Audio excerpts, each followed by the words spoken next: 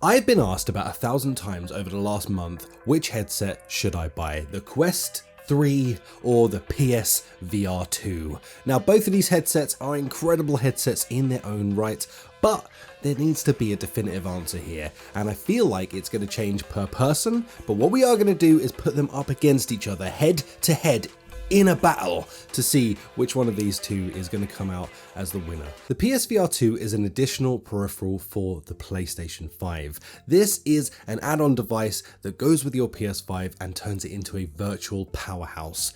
Really cool headset. Honestly, I have a lot of time and love for this headset, but it's time to put it up against the Quest 3. Now, the first thing we want to compare really has to be the resolution of the displays and the lens type, as these are the things that you're going to be staring at the most with your eyeballs, and really the thing that's going to define whether you want to be in this headset versus another headset. The PSVR 2 has dual OLED panels at a resolution of 2000 by 2040 using Fresnel lenses. Now, that's not necessarily a bad thing, but I have to say, it feels a little dated using those lenses. I know when this was initially coming out, a lot of people were really hoping it was going to be pancake lenses, including this guy, but we did get Fresnel lenses, and it is what it is. As well as that, the PSVR 2 uses a magic trick called foveated rendering. Now, a lot of headsets do foveated rendering, but what PlayStation does in its own way is use the eye tracking and utilize that to know exactly where you're looking so that they can render out where you're looking at the highest quality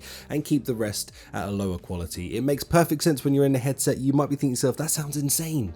Well, it does sound insane, but it's actually kind of magic the way that it works, because the position you're anytime looking at anywhere on the screen is going to be the highest resolution part of the game, which is fantastic and works incredibly well. Most other devices use a way of like only utilizing the pixels in the center of the screen as the highest resolution part, and then they work away from that to lower the resolution, expecting you to be looking forward the entire time, whereas the PlayStation has the eye tracking built into it, which it can utilize for those things. For the Quest 3, we have a dual LCD panels with a resolution of 2064 by 2208 and the added bonus of pancake lenses. Oh, they make all the bloody difference. It's so hard to go back to any other lens type after you've had the experience of using a pancake lens. It just looks so good, and you eradicate all of those horrific god rays and things that come with Fresnel lenses. So when it comes to lenses and when it comes to this section of things, yes, indeed, the Quest 3 does beat out the PSVR 2 in those things. Now, of course, there is more to that story than just lenses and resolution. It's about how you utilize those features, and as I explained with the PSVR 2, with its eye tracking and the way that it does the resolution of things, like super high focus where you're looking at giving you the highest point of fidelity, well, it does actually beat out this headset in the way that it looks just marginally, but do bear in mind that is with the Quest 3 being entirely standalone. So technically the Quest 3 has a higher resolution, but the PSVR 2 is slightly more able to utilize it, but nonetheless we still have to give the victory to the Quest 3 for this, because it does have a higher resolution and it does handle things very nicely, plus those lenses. Yes, indeed. Now, when it comes to this device, it is wired, which means you must remain tethered to your PS5 to enjoy this experience. It has no standalone features whatsoever. Now, that sounds like a bad thing on the surface, but honestly, it just means you're going to get super high fidelity graphics inside the headset because it's wired, and you have the entire power of your PS5 pushing all of that into your headset to make you have one hell of an experience. Honestly, it's the closest thing to PC VR that you can get without PC VR. It's pretty much a solid mid-tier gaming PC pushing graphics towards your headset. Now, when it comes to the Quest 3, you need no wires, you need nothing but the Quest 3 itself to be able to jump into virtual reality, as it is a standalone device that allows you just to be able to download a library of games directly from the internet and play them. It's that easy to jump in a headset and just crack on with things. Now, of course, there are some additional things that make this even cooler because of the fact that it's also a PC VR headset as well. Not only that, but you can do that continually still wireless. It's incredible that they've got all of this built into it, and if you really want, you can also play it wired into your PSVR as well, and then you can literally have like the highest push that you can to that headset, really pushing those screens and those lenses to their maximum capability. In this round, I really have to give it a draw because there is like no real winner here. When it comes to the PSVR 2 and the Quest 3, they kind of are matched. Like the wired versus standalone argument, I don't think stands strong because they each have their own categories of things that make them incredible in their own right. So for this one, I'm just going to give it a draw. The PlayStation VR 2 controllers are possibly the best experience you can have in VR controllers currently, really even beating the Index controller for me in a lot of ways. And what really wins this out is the adaptive triggers. They bring you in to the game in ways that honestly I didn't think were possible until we had this controller. Feeling the adaptive trigger change between each of the different things that you're doing in a game makes a huge difference. Like the trigger pull or the trigger draw that you get on the different types of weapons, man, it just feels so damn good. Even like small things like pulling on a bowstring and feeling the thwang of the bowstring just leaving your finger.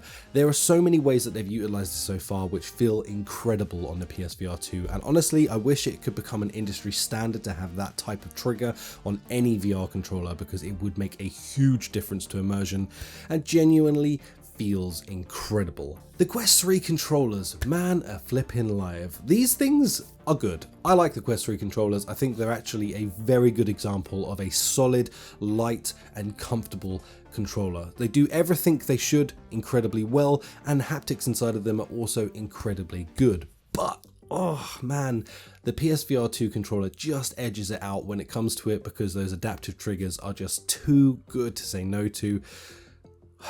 Which means in this round, the PlayStation VR 2 wins. Now let's talk about exclusives with this. Exclusives for the PSVR 2 are kind of a little dry at the moment, but we do have a good number of exclusives that really do make this headset worth owning. You have things like Gran Turismo, you have stuff like the Resident Evil series, you have Village, and you have Resident Evil 4 coming out very soon as well as Call of the Mountain, the Horizon VR game. Now honestly, those few titles alone make it almost worth owning a PSVR 2 because they are incredible experiences at super high fidelity and just look incredible in a headset and give you hours upon hours of gameplay in there. Not only that, but you have also up to 204 other games that are available within the library, and there are a good number of bangers in there as well. So definitely a win for the PSVR 2, but nonetheless, it still feels like it's lacking some of the core things that we would be expecting from this by now, which is a port from all of the PSVR 1 games to come across to it finally. That would be massively appreciated, but unfortunately that just hasn't happened to all of the titles yet, which is sad because I feel like there's a lot of games in there that would have been incredible to bring across. Now when it comes to exclusive games, you have things like Assassin's Creed, you have things like Asgard's Wrath 2 coming, and honestly a huge number of games other than that. There is 500 plus games already existing in the Quest library, but that doesn't just stop there. Of course, then you have the App Lab library as well, which is huge. I mean, like tens of thousands of games that you can go and download, and then on top of that you can also use this as a PC VR headset, unlocking even more thousands upon thousands of games. So really the library for this is just endless when it comes to the Quest 3. But if you just count for the main store itself, 500 plus experiences, kind of have to give this round again to the Quest 3 because it really does just beat out the library and the capability of the games that you have on offer to you. Now let's talk about your wallets. How expensive is it to buy into a PSVR 2? This is a question I know that's going to hit the hardest out of almost most things that are spoken about here because money is hard to come by, and wow, when you have to part with it, it kind of hurts. So you want to make sure whatever you're spending that money on, you're going to get the best back for it and really get the value in what you've bought. So when it comes to money, the PSVR 2 is not cheap. To buy into a PSVR 2 is around $550. Now on top of that, don't forget you also need to own a PS5 as well, which is going to set you back from $399 to $499 depending on whether you get the disc or digital version of this. So that is going to rally up the total from anywhere between $949 to $1,049. This is a huge difference in those prices and very expensive. Of course, course, that doesn't cover any other peripherals because honestly with the PSVR 2 you pretty much get what you get in the box, and you don't need to upgrade like the headband, you don't need to upgrade your headphones really, because you probably either own ones that go with your PS5 anyway, or you get the free buds that come with it that do a plentiful job of the audio. So really when it comes to this, you don't need to buy anything additionally after. What you get is what you need. Now when it comes to price with the Quest 3, there are a few things to consider, but let's talk about the base headset price to begin with. It's going to hit you back around $499 for the base model of the Quest 3, but it doesn't just stop there because you're going to need peripherals for this headset. You're going to need additional things. Let me tell you, when you get this thing out of the box, there's no way you're sticking with that soft strap. It sucks, and if you do, I'm sorry for you. But you are going to additionally need to spend that kind of money on a decent head strap with a battery so that you can get the long life out of this thing. And of course, you're going to need to really think about buying some like nice grips or something like that for the controllers as well. These are things that pretty much most people go through, even if you don't think you do need them. About 6 months into owning it, you're going to end up buying these things because they do add a huge amount of comfortability to the headset. And on top of that, you really get more usage out of this headset once you invest into it a little bit more. But that does come at a price of, I would say, around $200 minimum you're going to be spending on this just on peripherals alone, and it can honestly go upward of equal price to the headset depending on how far you want to go with modding out your Quest 3. But either way you look at it, the Quest 3 is taking a dub when it comes to how much money you're going to have to spend and invest to buy into this. Now, of course, that does come with another caveat in the sense that it depends on whether you own a PS5 already. If you already do, then it's way cheaper to buy into the PSVR 2. So something to think about, food for thought when it comes to this, which kind of makes this a null and void point. So I'm going to have to draw these two headsets yet again on this one. Now, hilariously, that does bring us to the end of this video with a draw between the two headsets. Now, we've hit that predicament that I feel like everyone is feeling at the moment in VR when it comes to what should I buy. And really, I feel like I've highlighted those different reasons throughout this video anyway. When we put these things head to head with each other, which one of those categories do you fall into the most? Are you a casual gamer that's going to pick this up once in a while? You kind of already own a PlayStation and maybe this is just worth a few £100s to invest into it to be able to pick up a very, very capable headset? Or are you the kind of person that's going to really want to be a powerhouse user and you don't want to be tethered to anything? And that really answers the question of whether you should then buy into the Quest ecosystem. There are a difference in the games, and I would strongly suggest if you're on the fence, look at the games library that you have on PSVR 2 and what is coming for PSVR 2, and then look at the same thing on the Quest. See which one is taking your fancy the most on those games, because they're the things that keep you locked in. A headset can be incredible, but without the games to go with it, it's just a really nice paperweight. Trust me, we've seen this with things like the Pico.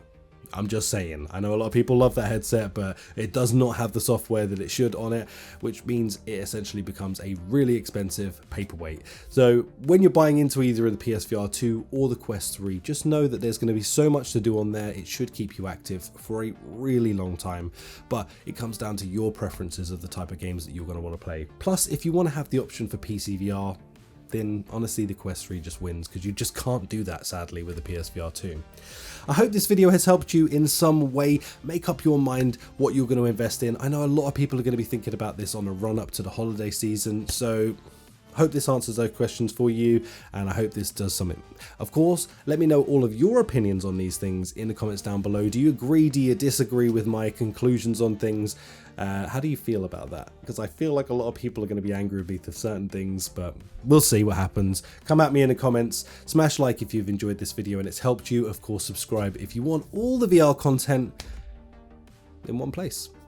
Thank you.